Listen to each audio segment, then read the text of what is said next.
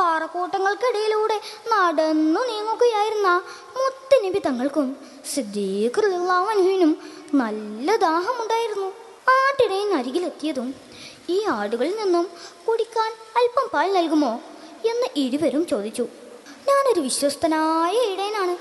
എൻ്റെ യജമാനൻ്റെ സമ്മതമില്ലാതെ ഈ ആടുകളിൽ നിന്നും എനിക്ക് പാൽ നൽകാനാവില്ല.